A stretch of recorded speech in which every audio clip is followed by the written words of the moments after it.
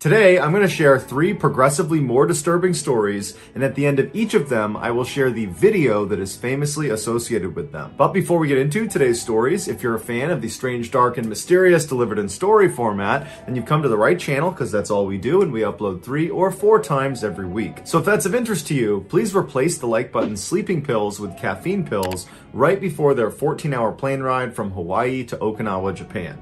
Also, please subscribe to our channel and turn on all notifications so you don't miss any of our weekly uploads. All right, let's get into today's stories. In June of 2018, 18-year-old straight-A student Tyler Turner graduated from his high school in Central California. In the fall of that year, he was scheduled to go to the University of California, Merced with a full scholarship. He planned to study biochemical engineering because he was born with cerebral palsy and wanted to help other people with the condition. In August of that year, one of Tyler's friends said they wanted to go skydiving to celebrate their birthday. Tyler was nervous about it, but he had never done it before and figured, you know what, it'll be fun, I'll do it. His mother, Francine, who was very close with her son, was very nervous about her son jumping out of a plane, and so she asked if she could tag along to provide moral support and maybe take some pictures, and he said that was fine. So on the 6th of the month, Tyler and his mother hopped in the car and drove over an hour north to the Lodi Parachute Center, where they met up with Tyler's other 3 friends. They were all very nervous, but very excited. So the group went inside the main building, and Tyler went up to the counter and he paid $100 for a single tandem jump from 13,000 feet. A tandem jump is when 2 people jump together under one parachute. And so most commonly, you're going to have the instructor who's got the parachute on his or her back, and then on their chest, harnessed at 4 different points, is going to be their student or whoever they're jumping with, and they don't have a parachute. They're just tethered to the instructor who has the parachute. And so in this case, Tyler would be strapped onto his instructor. And so the advantage for Tyler as a first-time jumper is that he would not need to do anything once they're in free fall. The instructor would be 100% in control of keeping them steady in the air, of pulling the parachute, of dealing with any malfunctions, of flying the canopy, and of landing. It's all done by the instructor. After paying, Tyler and his mother walked over and met his instructor, the guy he'd be strapped onto. It was a 25-year-old man named Young Kwan who told him he had jumped over 700 times. And so Young told Tyler that he needed to watch a safety video before they did anything else. And so Tyler and his mother walked into the room, they sat down, the TV turned on, and a very simple safety video came on. And partway through it, another instructor walked in and just turned it off and told Tyler and his mother, you've seen enough, you guys can go. Francine was a little bit alarmed at this behavior because it seemed odd to skip over safety when you're jumping out of a plane for the first time, but she figured, you know what, they must know what they're doing, I'm sure it's fine. Just before 10 a.m., Young helped Tyler get into his tandem jump harness that would allow him to connect onto Young's chest, and then afterward, Tyler walked over to his mom, gave her a big hug, told her he loved her, and then he departed his mother and walked his way over to the staging area where he and the other jumpers, that included his friends, were waiting for the plane to start so they could actually board. While they waited, Tyler was really nervous, and his instructor picked up on it, and so to put Tyler at ease, he began filming Tyler and interviewing him about his upcoming jump to kind of make light of the whole situation, and it seemed to work. My name is Tyler Turner. What are you doing here? I am going to jump out of a plane. It's your first time. First time indeed. That's my mom over there. Hello, very loving mom. Done a lot for me in my life. Hope more that she'll help me with more of my life because I want to make it. Okay, we're going to make it. After they recorded this video, the plane was ready to go, so it was time to start boarding. And so Tyler and his instructor walked over, but Tyler stopped on the tarmac. He took a knee and prayed. And then he stood back up, he turned to his mother, he waved one more time, and then he boarded the plane. After a little while, the plane took off, and then after a little while longer, it was up at 13,000 feet, flying in circular patterns.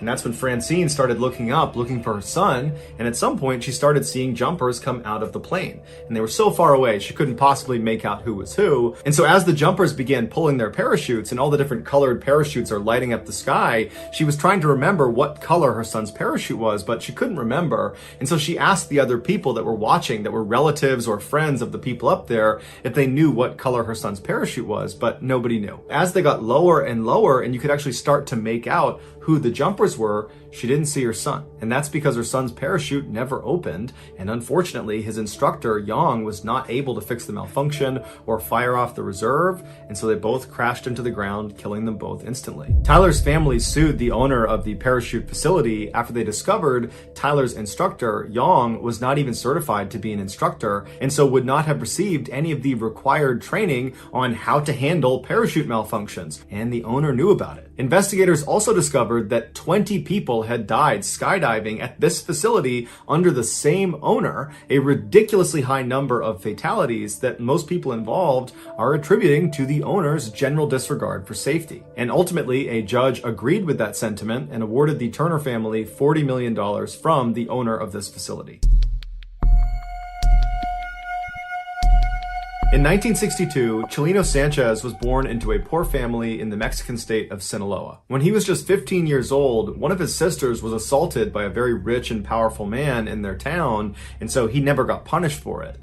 2 years later, when Chileno was 17, he saw this man at a party and he walked up to him and shot him in the head, killing him instantly. After the murder, Chileno fled to Tijuana before ultimately crossing the US border into Los Angeles, where he stayed with his aunt. He worked odd jobs like picking vegetables and selling cars before he ultimately went into business with his brother, who was back in Mexico, and he worked with him to smuggle Mexicans into the US. But that operation stopped in 1984 when his brother was murdered in Tijuana. To commemorate his brother, Chileno, who always loved music, wrote a song about him. And he formatted the song in the typical Mexican ballad style called corrido, but his lyrics were graphic and gritty, something nobody else did when they wrote a corrido. Chileno spoke honestly and openly, not only about how his brother was killed, but also the struggles of living around drug trafficking and violence in Mexico. Shortly after writing the song, Chileno wound up in jail in Tijuana, Mexico, and while he was there, he would sing the song he wrote about his brother, and other inmates heard it and loved it. They had never heard a corrido sung like that. And so they asked Chileno if he would write songs about them and their exploits. Soon, Chileno was being commissioned by all these inmates in this prison to write their songs in exchange for money and for favors. When Chileno got out of prison, his unique songwriting abilities had spread beyond the prison walls to other criminals and drug traffickers and kingpins in Mexico, and before long, Chileno was being approached by those people to write their songs. His corridos pioneered a new subgenre of music called narco corrido for their ties to the narcotics industry. Some people today compare the style and lyrics of the narco corrido to gangster rap. By 1987, Chileno's music was not just being shared amongst his paying clients. It had spread into Los Angeles and all over Mexico and was becoming very popular, even though it wasn't being played on the radio because radios thought his lyrics were too graphic. And so it was spreading largely because of word of mouth and because Chileno himself would go to car washes and street corners and he would sell his cassettes to anybody who would take them. By 1991, Chileno was so famous that he actually went on tour, and everywhere he went, the venue would be completely sold out. But given what his narco corridos were about, largely about drug trafficking and the people that are involved in that ecosystem, the people that would actually come to his performances were often rough and dangerous people, or were at least tied to rough and dangerous people. In 1992, when Chileno was performing in California, while he was on stage, this 33-year-old guy rushed onto stage with him and drew a gun on him, and Chileno, who was always carrying a weapon himself, drew his pistol and fired at this guy first. And then what ensued was this crazy gunfight on stage, practically point blank, between Chileno and this guy. And they both managed to shoot each other. Chileno got shot in the lung, and this guy got shot in the mouth. They would both survive. But 8 audience members also got shot, and one of them actually died. This made international headlines, and by all accounts, should have devastated Chileno's career.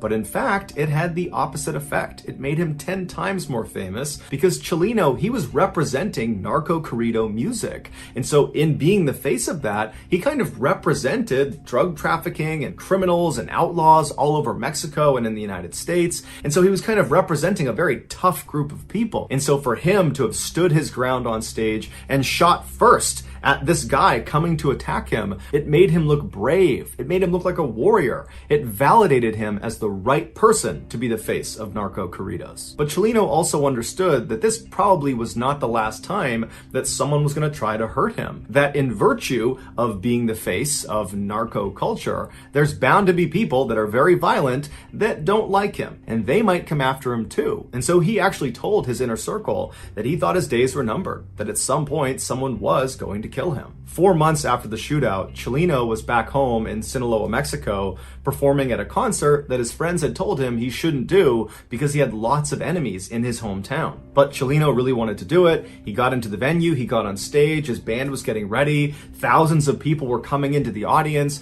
and before the show started, somebody handed him a note. And so Chelino takes the note, he's smiling, he's kind of looking around at the crowd, and then he looks down at the note and he reads it, and right away his expression completely changes. He looks distressed, he rubs his brow, he frowns, he kind of looks up at the crowd like he's looking for someone, and then he just goes blank in the face, and he's looking out like he's looking past the crowd. And it's this long period of time where he's just blank staring into the audience. And then all of a sudden he just snaps out of it, takes the note, puts it in his pocket, picks up the microphone, and proceeds to give one of his best live performances to date. After the concert was over, Chelino made a special effort to say bye to everybody in his band, and he said bye to some people in the crowd, and then finally, after this kind of long drawn out goodbye, he walked out the back door. Shortly after, he was kidnapped, tied up, and then shot in the back of the head, execution style. It would turn out that note he received on stage was from his killers, who we don't know exactly who they are still to this day, but the note said, after this performance, we're going to kill you. And so that was the reason Chelino was so distressed,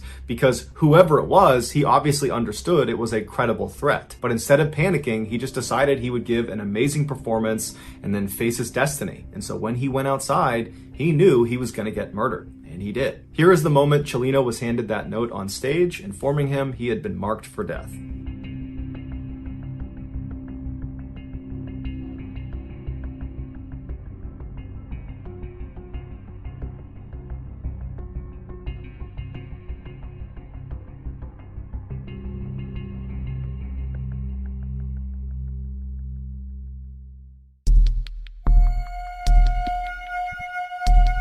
Despite the fact that today there is already tons of shocking content on the internet, there is still something truly insane about Wu Yongning's videos. In 2017, Wu was a 26-year-old climbing enthusiast who was dubbed China's first rooftopper. A rooftopper is someone who, usually illegally, climbs onto rooftops, cranes, smokestacks, big antennas, skyscrapers, or any other really high, dangerous location. Almost always, these daredevils are going to these incredibly dangerous locations in order to capture footage of themselves so they can post it to the internet in hopes that it goes viral and they become famous and make a bunch of money. But because there are so many people competing for the internet's attention, rooftoppers really need to push the envelope if they want to stand out and make it big. And Wu Yongning did just that, and the internet rewarded him with millions of followers and hundreds of thousands of dollars. Most rooftoppers would go to the tops of these incredible locations and then take selfies of themselves standing there posing at the top. Wu would do that, but he also did a couple other things that nobody else was doing that kind of became his trademarks.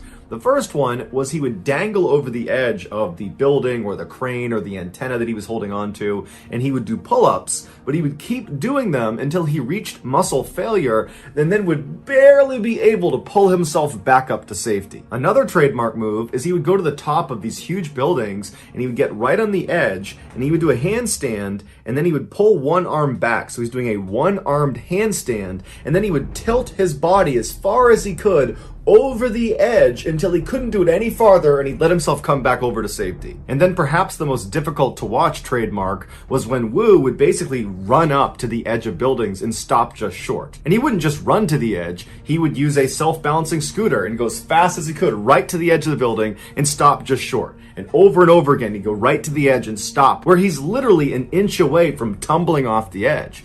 Or he'd line himself up where he knew exactly how far he was from the edge, and he would do these really aggressive somersaults forward, and he would stop with his legs dangling off the edge of the building. And of course, all of these trademark moves were done without any safety equipment, and most times Wu did these stunts without anybody there to potentially pull him back up if he gets stuck. About 3/4 of the way through 2017, Wu had posted over 500 videos and live streaming clips to various social media sites, and he was starting to make some real money off of it. On one video sharing site alone, he had made over $80,000 just from donations that had come in. And so it was clear this was becoming a career. But as the money and the fame were coming into Wu, he started to realize that in order for him to stay on top and keep earning at this level, he would need to continuously outperform his last big stunt. And already he was brushing up against death on virtually every video he took. In early November of that year, Wu heard about a competition that was offering $15,000 to its winner. The details of this competition are hazy at best,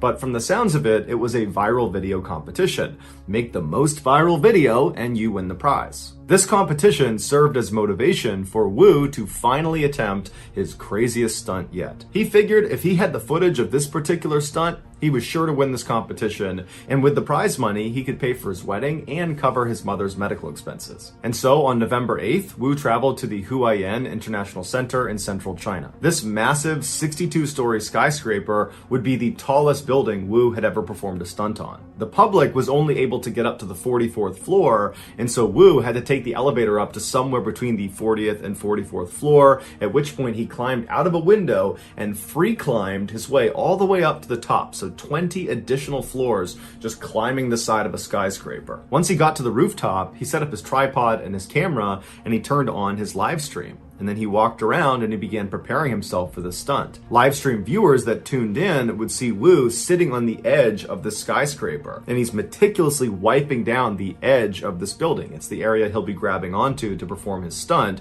which was going to be his trademark pull-ups. And so after several minutes of Wu cleaning this ledge, he begins to lower himself where his arms are still tucked up over the ledge. So he's not hanging, he's got his arms kind of anchored on the top. He's like testing the edge of this lip. And he kind of feels around and he can tell that it's not a good grip. It's not good enough for him to go down to a full extension. And so he pulls himself back up and he goes back to wiping down the edge. And from the looks of it, it seems like Wu is actually pretty nervous about this stunt. And normally when you watch Wu's videos, he doesn't seem nervous at all, even leading up to his stunt. But this one just seemed different. And so after again wiping down this ledge as much as he possibly could, he gets himself ready, lowers himself onto his arms, he lets his legs drop over the edge of the building, and then he goes to full extension. And from there, he does 2 complete pull-ups, and then after the second pull-up, he begins to try to pull himself back up to safety.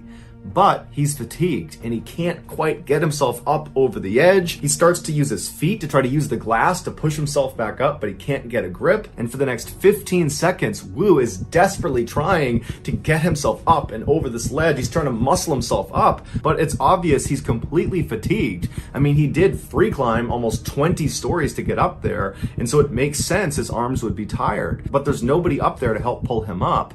And so after a while, he goes back to full extension because he can't do anything, and he looks down as if he's sizing up if he can survive this fall, which he obviously can't. And then the camera picks up a sort of whimpering sound that appears to come from Wu, and then he loses his grip and he falls to his death. Here is a segment of his final video right before he fell.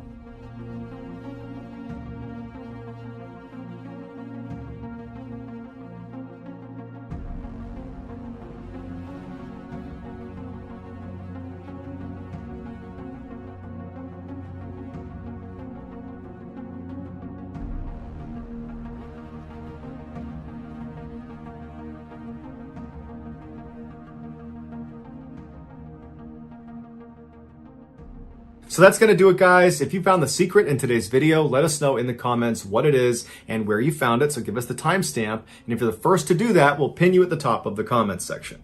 If you enjoyed today's video and you haven't done this already, please replace the like button sleeping pills with caffeine pills right before their 14-hour flight from Hawaii to Okinawa, Japan. Also, please subscribe to our channel and turn on all notifications so you don't miss any of our weekly 3 or 4 video uploads. If you want to get in touch with me, you can direct message me on Instagram or on Twitter. My username for both platforms is the same. It's JohnBallen416. I also have a ton of content over on TikTok where my username is Mr.Ballen.